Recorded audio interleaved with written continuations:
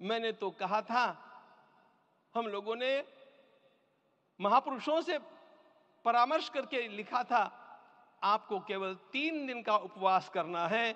आपने 11 दिन का संपूर्ण उपोषण किया।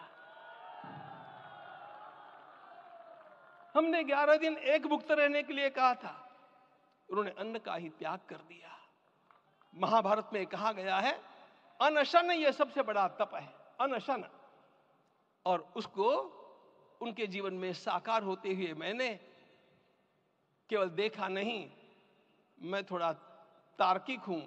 आपकी परम पूजनीय माता जी से मिलकर के मैंने उसको रिकन्फर्म भी किया था कि आपका यह अभ्यास 40 वर्षों का है। ऐसा तपस्वी कोई राष्ट्रीय नेता प्राप्त होना यह सामान्य बात नहीं है।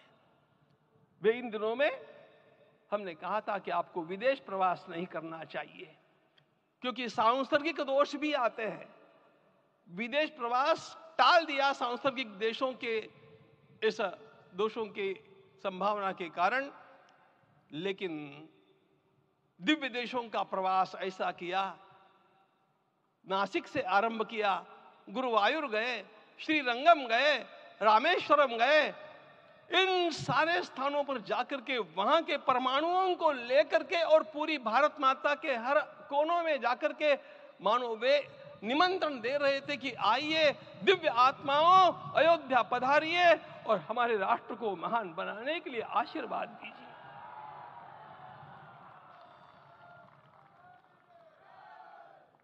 हमने केवल कहा था 3 दिनों तक आपको भूमि शयन करना चाहिए। 11 दिनों से आप भूमि शयन कर रहे हैं। इस कड़कड़ाती ठंड में इस प्रकार का शयन करना, मित्रों, ब्रह्मा जी ने सृष्टि को निर्माण किया। उस समय उन्होंने एक शब्द को सुना था।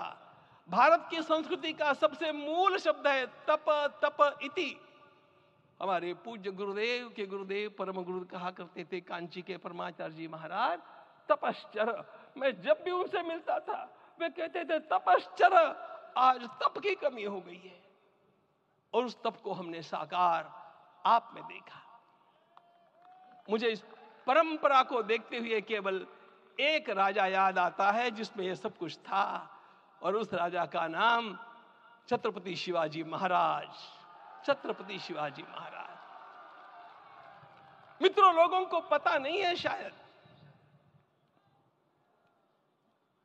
वे स्वयं जब मल्लिकार्जुन के दर्शन के लिए श्रीशैलम के ऊपर गए, 3 दिन का उपवास किया, 3 दिन शिव मंदिर में रहे, और महाराज ने कहा कि मुझे राज्य नहीं करना है, मुझे संन्यास लेना है, मैं शिव जी की आराधना के लिए जन्मा हूं, मुझे संन्यास लेना है, मुझे वापस मत ले जाइए। इतिहास का वो बड़ा विलक्षण प्रसंग है। उस प्रसंग में उनके सारे ज्येष्ठ मंत्रियों ने उनको समझाया और लौटा करके लाया कि यह भी आपका कार्य भगवत सेवा ही है। आज हम लोगों को उसी प्रकार के एक महापुरुष ऐसे प्राप्त हुए हैं जिसको भगवती जगदम्बा ने स्वयं हिमालय से लौटा करके भेज दिया कि जाओ भारत माता की सेवा करो। तुम्हें भारत माता की सेवा करनी है। मैं अपने को कभी श्रद्धा रखने के बारे में भावुक नहीं पाता हूं, लेकिन कुछ स्थान ऐसे होते हैं जहां पर आदर के साथ अपना मस्तक अपने आप झुक जाता है। ऐसा एक स्थान हम लोगों को उच्च पदस्थ इस राजर्षि ने जब दिखाया तो मुझे छत्रपति शिवाजी महाराज के गुरु समर्थ रामदास स्वामी महाराज की याद आ गई। उन्होंने शिवाजी का वर्णन किया, निश्चयाचा महामेरु, निश्चयाचा महामेरु, बहुत जनासी आधारू, अखंड स्थितिता निर्धारू, श्रीमंत योगी, श्रीमंत